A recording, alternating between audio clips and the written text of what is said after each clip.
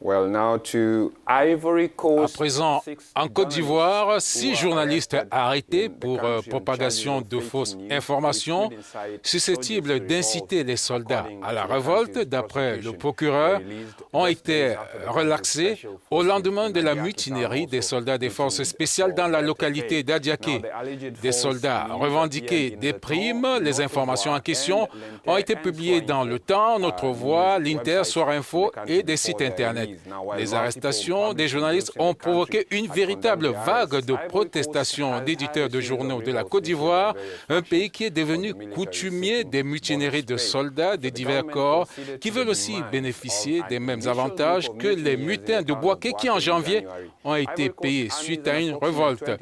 L'armée ivoirienne est forte d'à peu près 23 000 soldats. Elle devrait bénéficier d'un ambitieux programme de modernisation et d'équipement, mais les économistes estiment que les 1,3 milliard de dollars nécessaires à cet effet ne sont pas suffisants pour payer chaque soldat. Les journalistes libérés hier sont toutefois toujours impliqués d'atteinte à la sûreté de l'État, à l'incitation des militaires à l'insoumission et à la rébellion. Sur Twitter, le ministre de la Communication, Bruno Koné, à qui les représentants de la profession demandaient depuis dimanche la libération de leurs confrères, s'est félicité de leur remise en liberté. Toutefois, les associations de journalistes exigent désormais l'abandon total des charges qui pèsent contre leurs confrères. Quelques heures avant la libération de ces journalistes, nous nous sommes entretenus avec Moussa Traoré, le président du syndicat des journalistes ivoiriens. Il a réagi notamment aux accusations qui pèsent sur les journalistes en question. Écoutez. Bon, il faut dire qu'en ce moment précis, qu'il n'y a pas eu encore de communication à ce sujet, puisque l'affaire est en cours. En ce moment précis où nous sommes en train de parler, nos confrères sont devant le juge d'instruction au parquet. Donc, sinon pour le moment, véritablement, nous savons simplement qu'ils sont arrêtés dans le cadre des faits concernant la mutinerie en ce qui concerne les forces spéciales. Et c'est tout ce que nous savons pour le moment. Mais le gouvernement estime que nos confrères ont donné des informations attentatoires à la sécurité de l'État. Bon, ça c'est du côté gouvernemental. Mais nous, en tant que journalistes, nous estimons que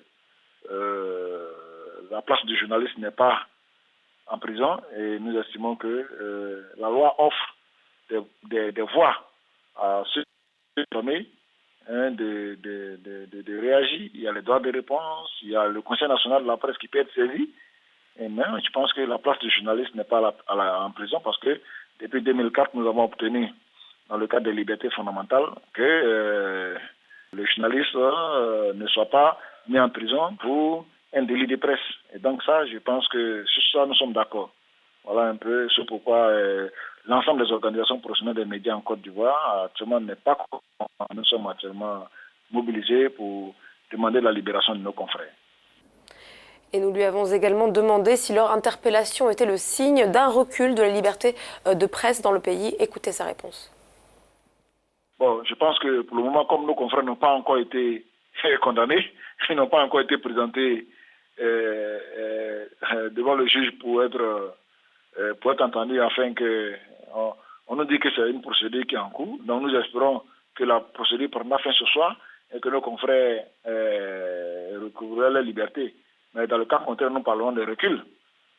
Tant que la porte de la prison n'est pas encore ouverte, puisqu'il faut dire que la détention des journalistes, bon, elle est légale au regard des textes actuels.